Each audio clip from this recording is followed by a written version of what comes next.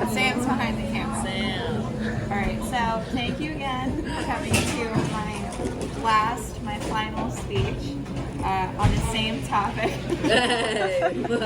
So this time I'm going to be talking to you guys about like what I want you guys to do to cut down on encouraging any kind of environmental issues and child trafficking.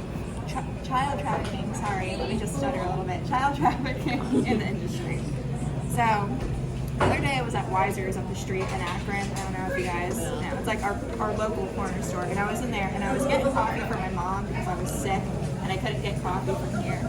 So I'm in the coffee aisle and I'm never in grocery store coffee aisle. So like I don't know what kind of coffee to get. And it made me think of my speech because I was actually working on it earlier that day.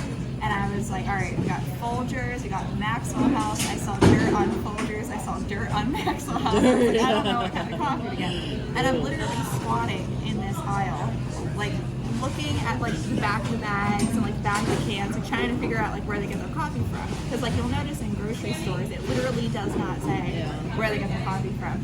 I know in our bags, like we have like, oh, this is like in Ethiopia or like Kenya, or like the title of the coffee will literally say like this is where we get our coffee. So it was like kind of like surprising to me, like they don't have like where they get their coffee on like grocery store brands. So that's a little bit of what I'm going to be talking about. Overall, I'm going to do like an overview of child labor and environmental issues and fair trade, and I wanted to also take a deep dive into all the different brands. So, still going to be talking about ethics or lack thereof in coffee. So when I was on Good Track, they reported that the International Labor Organization estimates 250 million kids are in the child labor industry in just coffee. That isn't even in like cotton and sugar. Those are the leading ones, which have millions and millions of child labor workers in there. But just coffee alone has 250 million kids working in it worldwide right now. So I don't know how much that's going to increase or decrease in the future, but that was interesting. So, like I said last time, the Department of Labor said that's mainly in like Cote d'Ivoire, that's in Brazil, that's in Costa Rica and Vietnam predominantly, but it's definitely in a lot of other countries. And I do have the good old bean belt right here. So, like I said before, there's like small children working in these fields. They're like carrying really heavy materials, they're being exposed to a lot of chemicals. They have very little pay and their families are already in poverty, so it's just kind of like, it's not at all extinguishing the situation. And mind you, like these kids, there is no minimum wage in those countries, and there's also no minimum wage for kids because they're kids. Why would there be a minimum wage for kids? So there isn't really like a limit or like a minimum on like what they have to pay these kids. So these families that are cultivating coffee often suffer from malnutrition, poverty, working for an unlivable wage, including their children. And in addition to this, the kids are also being exposed to many risks like respiratory failure and diseases involved with that. And they're also being exposed to those chemicals without any protection. Nothing on them, they're just going out there and doing it. Arguably enough, the damage doesn't stop at child labor.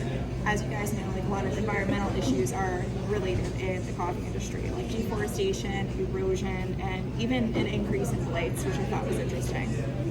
And according to the nonprofit Conservation International, they said that coffee grows in tropical regions around the world. So like it's mainly along the equator. So like we got Indonesia and Brazil, like areas where there's like lush jungle and like really like rich waters that are completely pure, which is great for coffee and like biodiversity in those areas.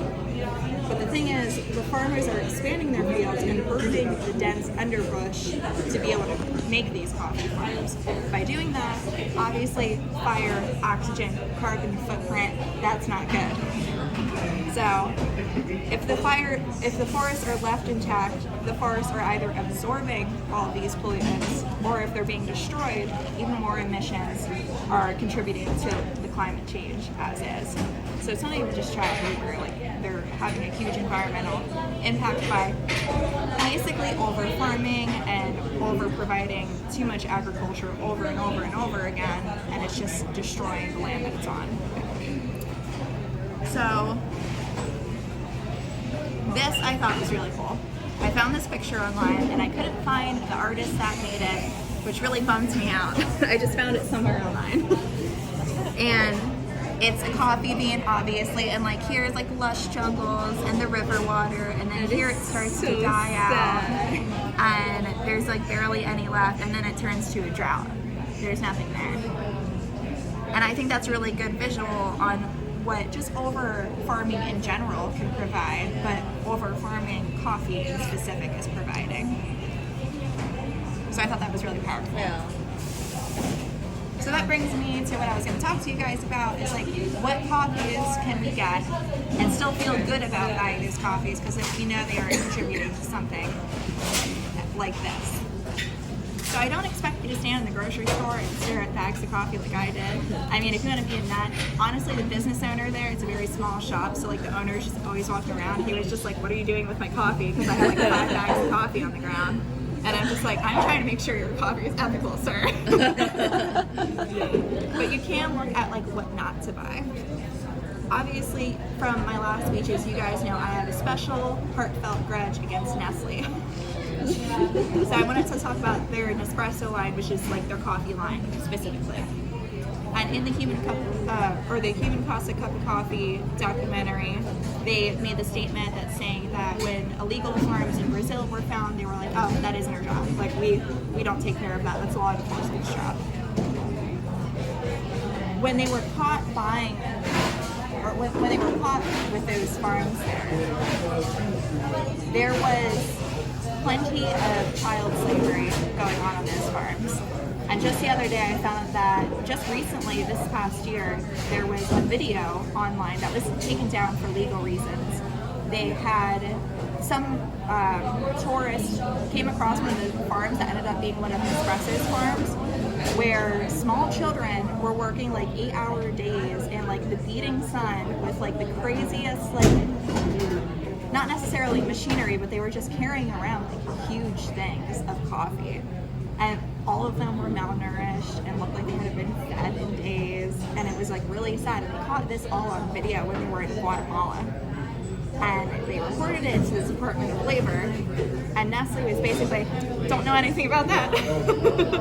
They said that they were going to look into it, but the spokesperson that they had spoke to, they had no idea what farm it was. They had no idea what farm it was. They were like, can you tell us any names of your farms? They're like, no. Wow. And I was like, oh. That's true. Yeah, I thought that was interesting. I was like, you're telling me you can't name any of your farms. You have no idea where, you can't tell me where you're getting your coffee from. It's your job to know where the coffee comes from. At least look it up. Exactly. I was like, man, you could Google it, you know? Get it, bro. So I thought that was very embarrassing on their part, but very interesting on the other hand, because these kids were working 8 to 9 hour days for $5 for 6 days worth of work. They ended up finding out.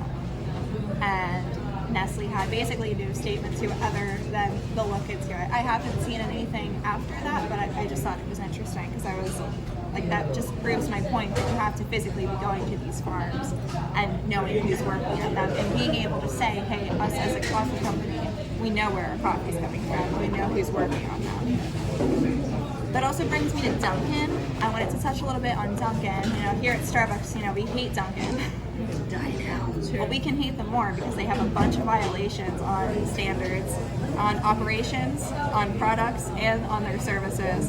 And according to the Connectus research company in Brazil, they found commercial relations on a blacklist for slave labor. Dunkin'? Related to Dunkin'. Yeah. Dude, that's some tea. That is some tea. That is some tea. That is in fact tea, but we're talking about coffee. I mean, you're right, coffee, tea, whatever. That also brings me to Green Mountain Keurig. I don't know if you guys... I've seen that, yeah. So you'll notice like the pods are made out of plastic. And some of them are made out of plastic with like a steel mesh thing inside.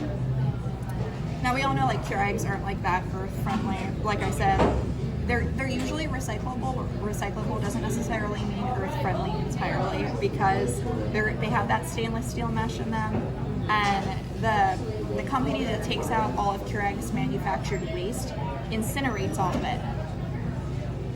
I don't know about incinerating plastic. I don't know how good that is for Plastic the planet. is not good to burn. So, like, even though they're trying to do the whole waste to energy thing, which is great, it's kind of backfiring on them and it's producing more of a carbon footprint.